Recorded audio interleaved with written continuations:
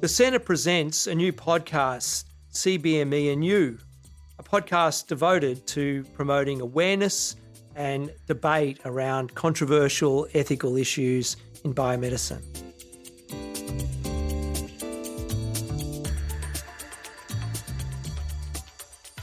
Welcome back to CBME and You, a podcast about biomedical ethics. Today, we have Hilary Bowman-Smart, postdoctoral research fellow from the University of South Australia. Today, we want to know, are your parents just those that contributed to your DNA? Or is there something more to being a parent, other than being a supportive, caring, nurturing force for a growing human being for the rest of their life? Oh my God, okay? welcome, Hilary. Hi, thanks for having me on. It's fantastic. I'm so glad that we finally got to do this. It's been weeks, months, weeks. At least weeks, yes. Okay, I've gone to North America, come back, hit a different time zone, and I'm not sure what day. I actually woke up this morning not knowing where I was. I had to lie there, squeeze my eyes shut for a minute and be like, hold on, you got this. Yeah, I wake up like that every morning. Hilary, so we have some little questions to get to know you. Our first question is coffee or copy? So my answer would be coffee or sugar-free Red Bull, because I'm actually drinking a sugar-free Red Bull right now. This is not an ad or anything. It's just that, I live sort of permanently on a supplement of Red Bull, or cold brew. Which is handy because you can use really cheap coffee grounds to make cold brew. So. You can. That's one of the things I miss about Australia is I could go to Aldi, get a 1 kilogram bag of cheap beans, make cold brew, and it just takes all the bitterness out, and you're like, I've got these floral notes. No, I don't, but that's it. Otherwise, I use the little stovetop mocha pot thing, but you actually have to have high quality coffee grounds for that. Otherwise, it tastes like absolute garbage. So your daily is cold brew or caffeine and Red Bull. Yes. And but I'm often out of the house quite early, so it's and quickly, so it's often easier just to grab a Red Bull from the fridge, basically. Okay. But at work, I'll have a latte or something. Okay, when you were here, we should have got you to try an iced coffee because Josh and I, when we first moved here, we were like, these sweet drinks, they are so delicious. They're kind of like Vietnamese iced coffee. We were just downing them because they're $1.70. And then we realized how much more caffeine is in coffee than is a normal cup of coffee. It's triple the amount of caffeine. And I was like, no wonder I'm just pinging, thinking that Singapore is just the best. I was borderline up there with the fairies for a while. Okay. Next question. What country do you want to travel to next? So I'm actually really keen to travel to Central Asia. Yes. Like Mongolia. I just think it would be really interesting to go. A friend of mine and I had these grand plans to do the Trans-Siberian Railway. It's like Beijing to Moscow kind of thing a few years ago. But then obviously war in Ukraine and stuff made that seem ill-advised perhaps. But yeah, yes. I'm very keen to kind of just check out that area of the world because basically I've just never been anywhere kind of like that. So that's probably what I would say. Cool. Excellent choice. Final question. What's your go-to karaoke song? So I'm going to say something by the Spice Girls. I don't actually recall the names of any of the songs. They're just give me what you want, what you really, really want. I wanna. Not because I love the Spice Girls or anything, but just because having grown up in the 90s, those lyrics are permanently etched in my brain. So they're a very easy go-to karaoke song. And alternatively, kind of alternative option would be an ABBA song because we did an ABBA sort of matinee thing in primary school. So also inscribed in my brain. Mamma Mia. Okay. Question about the matinee. Yeah. Which member of ABBA were you? Well, I actually can't remember. It was either, I don't remember their names. It's either Frida or Anna. Yeah, I think so. I don't know. I do not remember, but we did do Mamma Mia and Dancing Queen. So it just feels like you learn the lyrics at a very young age and you can never forget them in the same way that you never forget your like best friend's landline number from primary school. Can I just pick up on something you said earlier? You're allowed to say you like the Spice Girls. You're allowed to admit it here on this podcast. Yeah, well, this is a safe space. Yeah. I don't hate the Spice Girls. It's just not like I don't like go out of my way to listen to the Spice Girls, as it were. It's just like if you're at a karaoke bar. So I actually had some friends who got married at a karaoke bar on New Year's Eve this year. Well, like the most recent New Year's Eve, which was very fun. It was a very fun wedding. Their wedding song was Baseline Junkie by Dizzy Rascal. My contribution was the wedding cake. So I'm sorry. Did you make the cake? Did you bring the cake? Or were you guarding the cake? I bought the cake. Okay. That's a big contribution. That is a massive contribution. Wow. Was it chocolate? Was it no, chocolate? I think it was vanilla or something. I couldn't actually eat any because I have celiac disease and I wasn't going to inflict a gluten-free cake on my friends. But that's so brutal. Wait, did they ask you to buy the cake and then you were like, yes, but I can't have any of it? No, I offered. They were like, because it was kind of like, they basically were like, oh, well, we haven't organized a cake. And I was like, I will do this for you. And kind of organized it kind of last minute. But it was like tall. I didn't realize how tall it was going to be. And we got it there and none of us knew how to cut a tall cake. So there's these very funny photos of them trying to cut this very tall cake and without it like completely falling apart. So it was overall very fun karaoke wedding. It was great. Okay. All right, James, you can put that on your Pinterest board for your wedding one day. A tall cake? No, a karaoke bar. Oh, but okay. yeah, also, Spice Girls, the whole feels package. like a very normal thing, a tall cake. Do I need to write that down? Honestly, for you, probably, yeah. They're very hard to cut because it's like, where do you start? It's a very tall, thin cake, like a top hat kind of size cake. Yeah, I'll write that one down. Like, learn how to cut tall cake. Takeaways from today's podcast: learn how to cut a tall cake. Especially if it's an ice cream cake. Anyway, let's start with some conceptual clarifications. What is genetic parenthood, and how does this differ from other types of parenthood, such as gestational, legal, social, and moral parenthood? Yeah, so let's... Like what transition there? Yeah, that was so smooth. Yes. So I think this is a really interesting topic that I sort of stumbled into a bit. A lot of my work sort of is in reproduction, prenatal testing, pregnancy, and that sort of thing. And Sinead and I recently co-authored a sort of commentary on the recent sort of IVF embryo mix-ups that have happened in Australia. And it's quite an interesting question, I suppose, for two reasons. For many reasons. Firstly, we have all of these technologies, these reproductive technologies that are changing what we kind of understand as genetic parenthood. And they're making us sort of look, how do we actually define this? But we also have a lot of social changes over the past sort of 50 years, 100 years, that are really highlighting,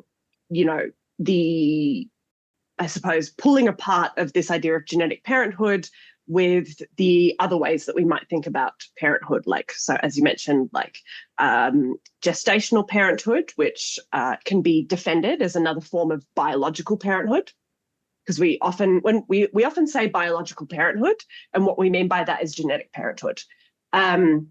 Whereas I think there's a reasonable case to be made that gestational parenthood can be considered at least a form of biological parenthood. And so that in the case, for example, where you have a surrogate, who is gestating an embryo that has genetic material from two other people, that there are three sort of biological parents involved of different types, basically. That's separate from the question of what's the normative significance of those things, to be clear, although related, as I will discuss, I guess. So, and then there's obviously like, legal parenthood, like who do we sort of legally assign custody to, sort of authority over, who gets to decide where, a child goes to school, pays for sort of the child's sort of needs and that sort of thing. Social parenthood, again, that's often separate from legal parenthood. We have many people like grandparents, other family members, sort of members in the community. Step parents are a really sort of common example. Step parents don't necessarily have sort of legal rights over the child, but might have been very involved with raising them as a parental figure. And then sort of this question of moral parenthood, like who sort of owes, who has duties and obligations towards this child, and who sort of has the, I suppose, responsibility for helping them grow and become, a healthy, flourishing adult. So in my mind, we have legal and moral parenthood, and that seems to be the thing. Those two things seem to be the things that really matter. And the other things like gestational or genetic parenthood are means of finding out who has legal or moral parenthood. Is that the right way of thinking about things? To see these things as instrumental to figuring out what the moral duties are or what the legal duties are. Yes. All right, then. So no further questions. Great. All right, moving on. No, I'm kidding. Essentially that, okay, so this is kind of, I suppose, going back to this question of like, what is the concept of genetic parenthood? And then why does it matter?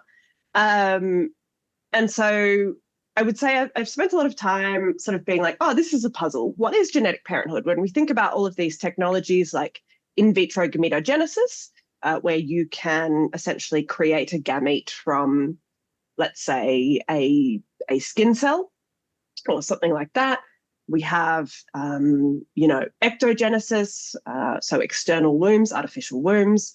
We have things like mitochondrial replacement therapy, which is already sort of being, put into practice, where sort of you've got nuclear DNA from two people, but then mitochondrial DNA from a third person,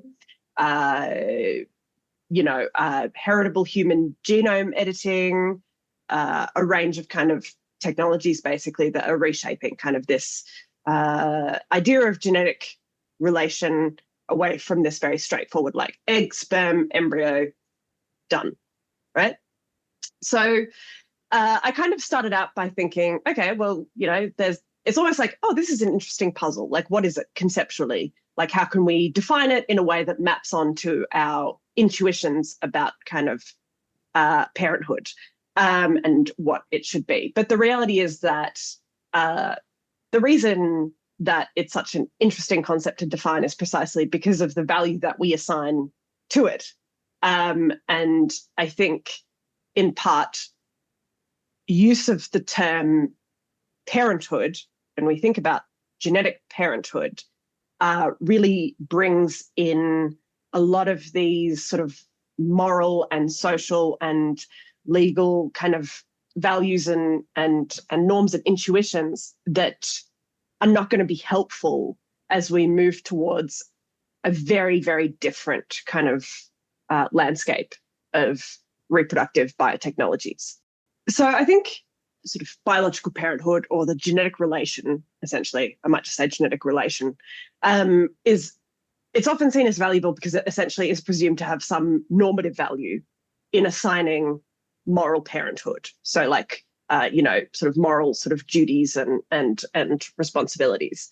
But I think there is, I would say, both a generally kind of accepted social view, as well as sort of some fairly extensive philosophical arguments in the literature, basically saying like this is not a super strong kind of connection, right? It seems very apparent that like we see this in kind of pop culture and that sort of thing, where we say it's not necessarily the biological connection that's the be all and end all. It's about who, puts the kid to bed at the end of the day, who, comforts you when you're upset, who, makes you dinner, who, teaches you lessons, et cetera, that actual kind of day-to-day practice of parenting, actually parenting. So, but it's still, there might still be some reasons why we might want to know about it as a concept, just that they might be slightly different to assigning sort of either parental kind of rights or responsibilities, or, legal kind of decisions and so on. I think we should apply this to the New York Times article that broke, what was it, yesterday or the day before, or it came out this week. So I don't know if you've read it, but I think she's like now she might be 66 or 65-year-old woman called Mary Beth. And she is fighting for legal guardianship and to be the legal parents of her twins, which were born via surrogate. And they are, I believe, made from donor egg and sperm. So she is neither genetically related nor gestationally related. So she didn't birth these twins. And the twins are now 2 years old and have been living with foster parents for the past 2 years. Now, there's a whole lot of controversy because these are her 14th and 15th child. They are genetically related to her no, they're not. So her previous 3 children before that, so children's 11, 12, and 13, she birthed via IVF by fraudulently signing her husband's name so that she could have the children. And then with these last 2, he didn't even know until about a month out from the twins being born. So she fraudulently presented him in like magistrate's court by like signing him on a Zoom. She like forged his name. So he was a pilot, and she said she got very good at forging his name over the last 30 years. And so there are lots of things that have gone or have been quite unfortunate in the lead up to the birth and the subsequent birth of these children, particularly like how much fraud she committed in going through the IVF process to get these children born. And there were some other people have spurred out worries about her age, but I think we can just put that to the side. Concerns about her having like an empty nesters issue. So she confessed to just whenever the child had grown up a bit, she just felt lonely and empty again. And we'll just put those issues to the side as well. I don't think we need to make comment on the reasons why people have children. But I think one of the most interesting things is this might be one of the first not maybe one of the first cases, but a very interesting case where gestational, genetic, and social parenthood are not there. So she has not seen these children. She actually doesn't know their names. And they're 2 years old, and her and her husband are now fighting for guardianship and legal parenthood over them. And so we have a very interesting case where someone is not related to a child in any way at all, in genes, surrogacy. They don't even know the kid. And the courts haven't made a decision yet. And so is intent to have a kid simply enough to lay claim to like legal or moral parenthood? It's like intentional parenthood. Intentional parenthood, because that's what the American courts have so long upheld, which is, who intended to bring about the child. They're the parents. But Hilary, based on their very small facts, and potentially some of them are wrong, what do you think? So do the job of the courts. Decide. Judge Hilary, welcome. Your Honor. I'm not a legal scholar. I don't have a legal background, and I feel we like can put legal questions aside. Okay, yeah, especially in the particular case of the US, the laws differ so significantly from state to state. Yeah. But just from sort of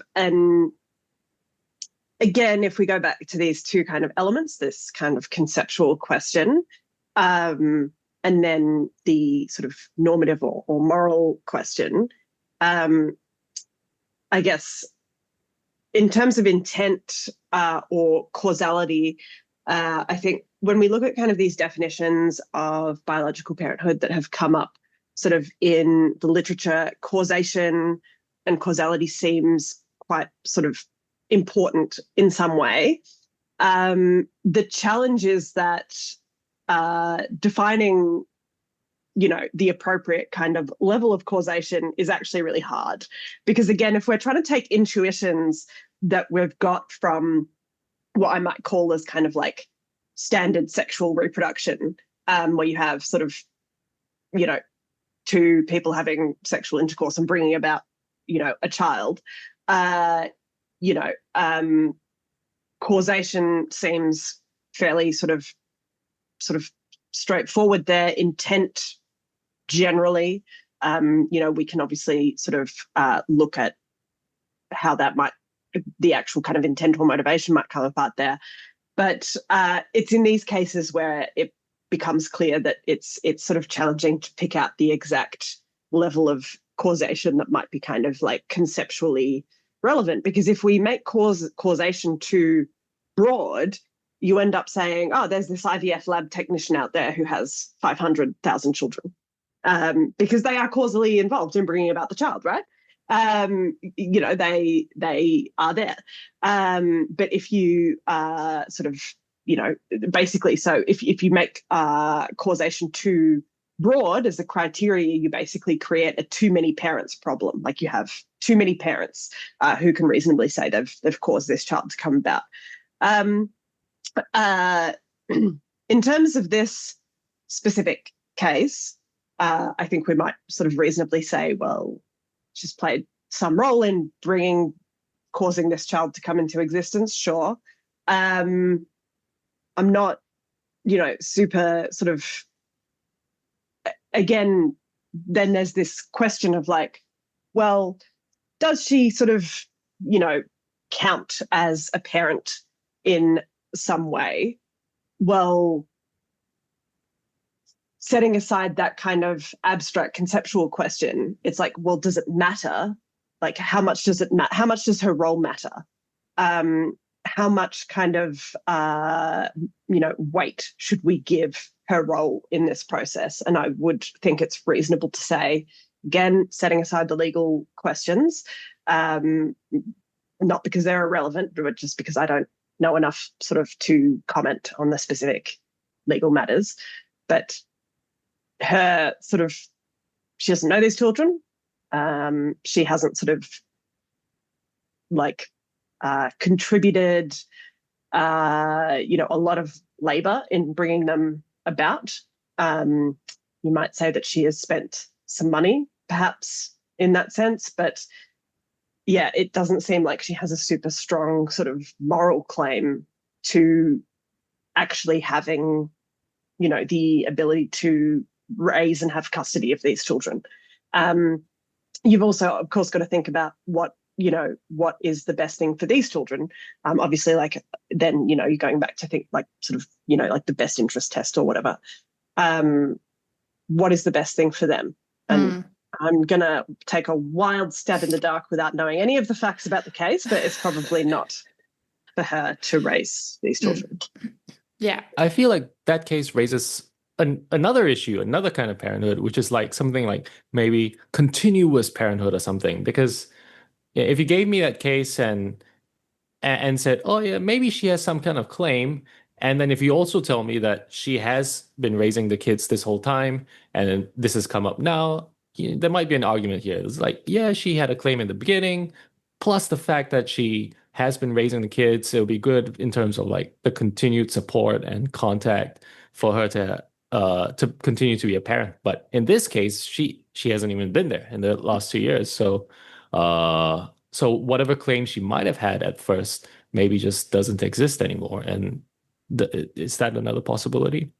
This is where I would think we would sort of go away from, I guess, this question of, what is, biological sort of parenthood? What is this biological relation, which is almost in a sense basically a distraction, and look at all of these sort of other accounts in the philosophical literature about what is moral parenthood and what counts. So, we have philosophers like Joseph Milam or Luara Ferraccioli who are talking about, we might have things like an investment or kind of labor-based account, like how much work you're actually doing in the day-to-day. Like, what are you actually doing? Are you waking them up? Are you making them breakfast? Are you helping them, with their homework, that sort of thing? What is the actual labor that you are doing?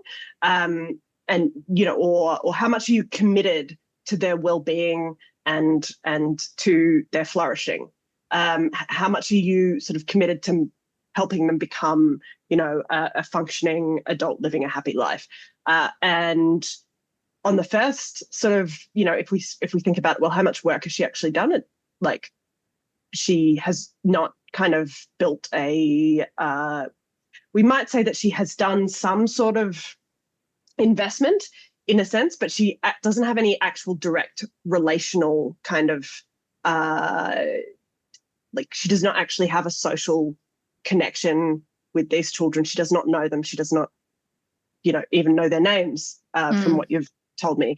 Yeah, there's not that sort of direct relational element. So you can kind of sort of think about it from that perspective. But also if we think about sort of, is she committed to their well-being and their flourishing? I don't know enough to say, but my immediate instinct would be that it sounds like from your description, it sounds like she sort of views these children in a kind of quite instrumental way in terms of what they do for her well-being. That might be very off base. Again, they might be better off with her. I do not know, but we might also think about it from that perspective. So I think in this case, there's already existing a huge amount of philosophical work on how we can think about moral parenthood that is sort of I suppose, the thing that we should look at rather than being almost like distracted by this question of like genetic or biological relation. There's also the possibility coming up on the horizon of more than two parents, right? It's already here. Okay, it's come up over the horizon. The sun is shining brightly upon us, and in this case, more than two suns is shining brightly upon us. A sun and a moon, and even you know what? This analogy is going too far. But the point is, there's the idea of more than two parents, and even in the case of, and I think many of us, as you've already pointed out, if we expand the scope and concept of parenthood to beyond the biological parent, I think many of us have already recognized, and probably have already recognized for a long time, that in a sense, several people can be a person's parent, right? In many families and in many cultures, siblings or other relatives are involved in bringing up a child and might be parents in a sense. But now there's a very, this problem, this idea is almost even more apparent when we have the idea of multiple genetic parents with IVG and MRT. Is correct? Did I say those right? Where you have an ABC, FGD. Yes. So,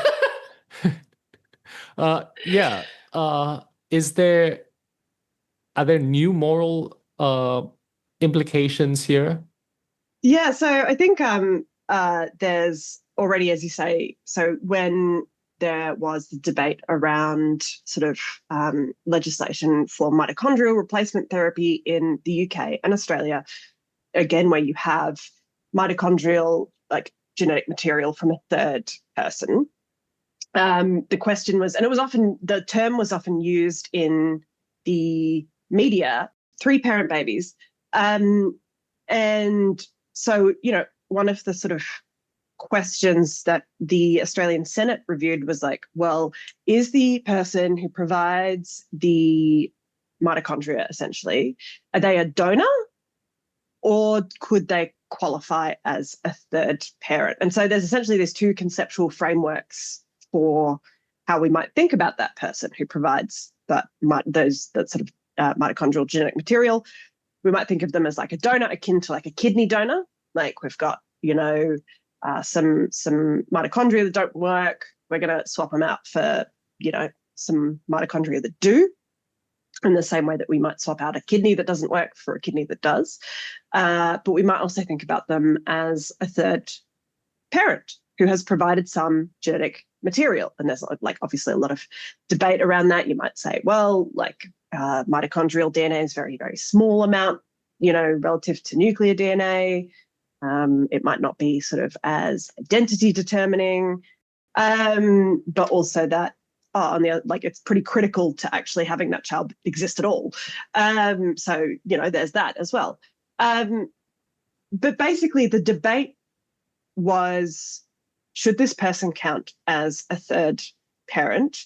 And the reality is that our legal and social systems, our social, I think socially we are very actually accustomed to dealing with the idea of more than two parents socially. Like we have step parents and, guardians and family members and all kinds of, we're socially used to sort of saying like, that's Greg, he's not the legal parent of this child, but he's been around since she was, 6 months old. So, of course, so he's going to be was like a father to me.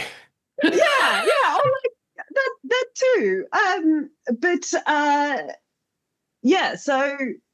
But legally, like if we think about these kind of nitty-gritty, very practical questions, like who has to pay sort of money for them to eat? Who has to pay for their food? Who gets to choose where they go to school? Like these very sort of tricky questions. Our legal sort of systems are set up to account for two parents. And that's increasingly being tested, for example, with sperm donors. We're moving away from donor anonymity. Like previously, we had this approach of like, well, a sperm donor is essentially invisible. They're sort of, we're going to try and essentially keep them out of the picture as much as possible. Like because we have this system that's mapped around a very specific model of the family. And it's kind of inconvenient to sort of have this third person count as a biological parent. And to be clear, many sperm donors do not want to count as sort of parents in a sense. But, so the way we actually think about these concepts is shaped by, what we want it to, what our sort of, I suppose, social values are and what our moral beliefs are actually. So it's not like we have this neutral conceptual question of like, who is a parent? It's actually very much, a very sort of normatively loaded question. And that's why it gets so confusing. So even though I sort of have said like there's these two elements, our desire to define that on a conceptual level is driven by the social values and the sort of beliefs that we hold. So so we have a legal framework that's like, biological parenthood is really useful in helping us essentially pick out two people who are parents, and it's quite useful in that respect. It's not going to work. It's not, in the future we're going to have increasing sort of situations where we have reproductive biotechnologies creating complex situations, like, for example, the IVF embryo mix-ups, or even just as we have seen, like, changes in kinship structures and family dynamics, in terms of, like, say, queer families, blended families, just like all of these sort of different ways that we build families that are challenging that kind of, two and no more approach. So if IVG enables us to reproduce without like the usual means, like sexual intercourse, and IVF has allowed us to do this for a while, but how is this going to transform not just like family structures? We might have more than two parents, quotation marks, but also more things like cultural narratives around like love, reproduction, and things like human lineage. Yeah, so I think, and this is something that we often see with technology generally, is that So I often think of an example being like the Jetsons, that cartoon from some time ago. Yes, I I can't do recall remember this. And so the Jetsons, it's basically, I've never actually watched it, honestly, but like, the whole kind of thing is like, oh, it's in space. It's like 100 years in the future. And the housewife has a robot maid who helps her with her housewife duties. And, I did not remember this. The husband, who is the breadwinner of the family, gets in his self-driving car to go to work and so on and so forth. So essentially, the Jetsons was like this image of a future where everything is the same in terms of social structure, but just plus robots, which we flying we know cars. is and flying cars or whatever, which is not how technology shapes our social structures, right? I think this is one of the things with in vitro gametogenesis that I sort of think is it almost kind of like undermines the reason for its existence, because we spend so much money developing these technologies like in vitro gametogenesis because it's positioned as a way to help people have biologically related children. It might be sort of in terms of whether that's because of infertility, whether sort of from a biological perspective or social infertility or whatever. It will help people have biologically related children, which is important to them and that they want to have. But it disrupts the idea of biological parenthood. It disrupts that concept. And so you have this like conceptual collapse where, the drive to develop this technology is because we place all of this moral sort of weight on this concept of genetic parenthood. But it kind of, in a circular fashion, makes the concept of genetic parenthood incoherent almost, or very difficult to define. So, then it kind of is then disrupting this kind of driver for developing it and actually bringing it into existence. So I think, one of the interesting things about in vitro gametogenesis is so there's a bunch of sort of different scenarios that have been raised in the literature, like multiplex parenting. That's not my idea. So, essentially like having 4 people have a child that is related to them as in the sense of a grandparent, but the sort of intermediate generation is in vitro. Sorry, it's a bit complex without drawing a diagram, but basically like the child comes about with parents being in vitro embryos, and there are 4 people who are parents. So you have like that kind of setup.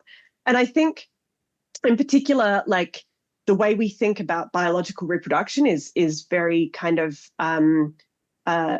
maps onto essentially like sexual and romantic relationships. So even with things like IVF, where you do not actually have to have sexual intercourse to have a child, there's still this element of like, I suppose, sexual roles that are mapped onto the gametes, like sperm, man, egg, woman, that kind of thing. And they so these biotechnologies also sort of disrupt these sexed and gendered, I suppose, ideas around reproduction and gestation and so on.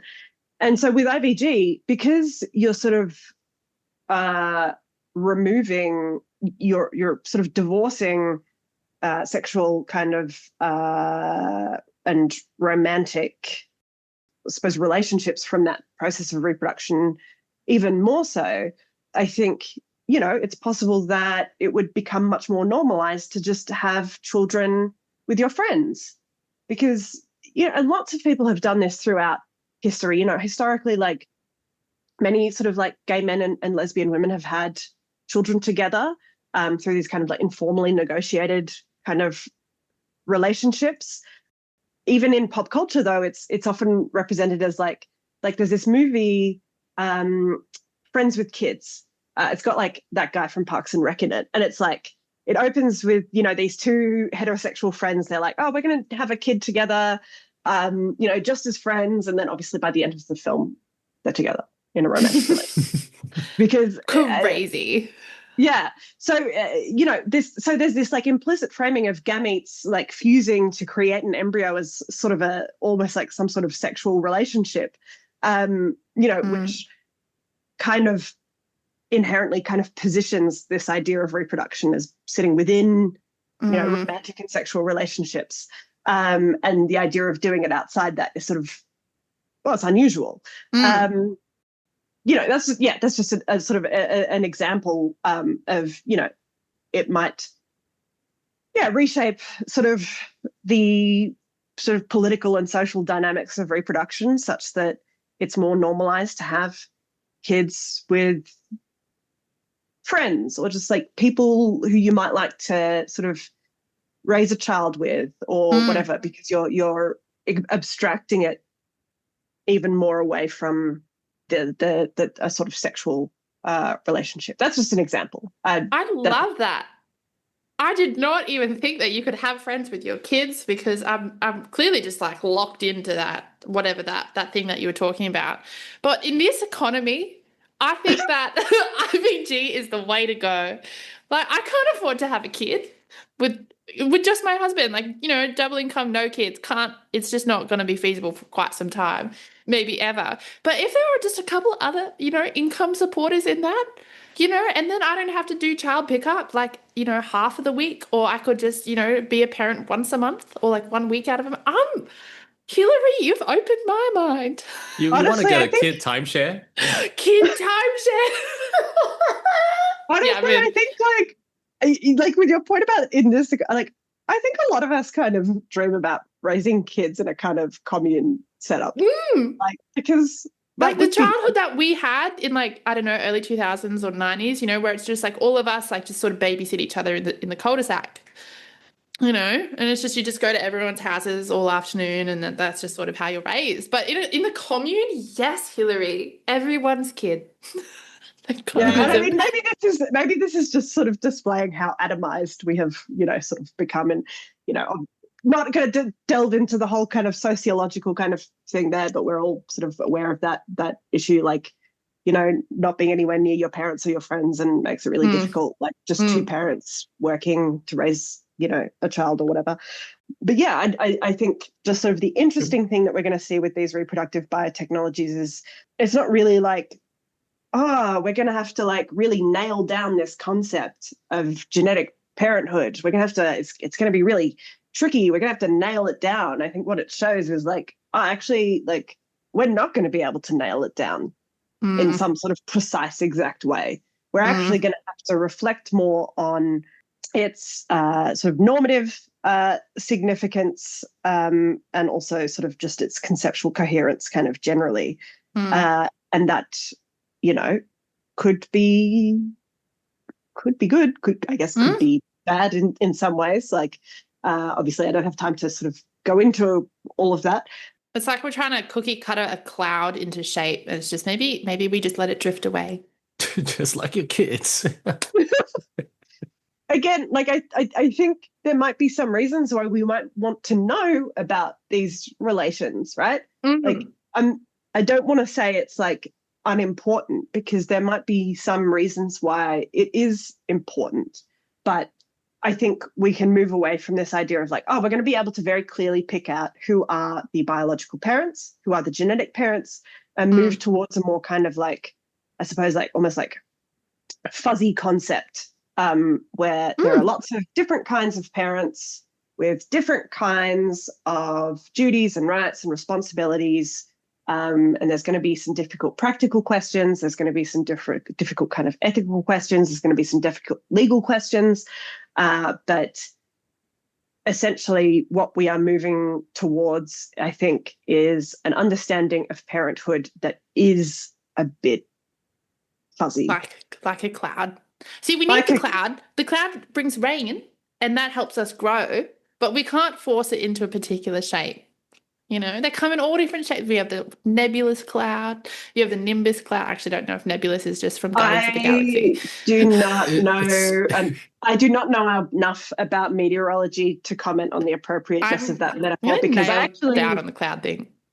I actually originally wanted to do a climate science minor in my undergrad, and then I got to the end of first year and I was like, no, thanks. That's actually really hard. no thanks up for me. This is not for my. I will stick with molecular biology. Thank you. Because that's so much better. Okay. That sounds so easy. It really was, James. I don't know why you didn't do it.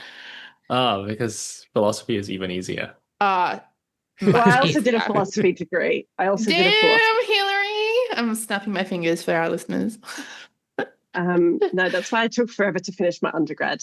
So, okay. Okay. Noted. A lot of confessions coming out today. Okay, so we're going to leave our listeners there that parenthood is like a cloud. Useful, but a bit fuzzy. And thank you so much, Hilary, for coming on and letting us just waffle on about this. We really appreciated it. I feel like we should end with an epilogue. Like, Hilary went on to become a leading researcher in bioethics and parenting. James went on to be a hobo. Sinead started a commune. Yes, that's it. Just leave it there. I actually have thought about my dream commune setup, but I won't go into this. Yeah, we're going to end the podcast here. All right. Thanks, Hilary. Thanks so much, guys. Okay. Thanks for listening to our new podcast. Subscribe online and tune in every first of the month. In the meantime, listen to CBME and you and be savvy.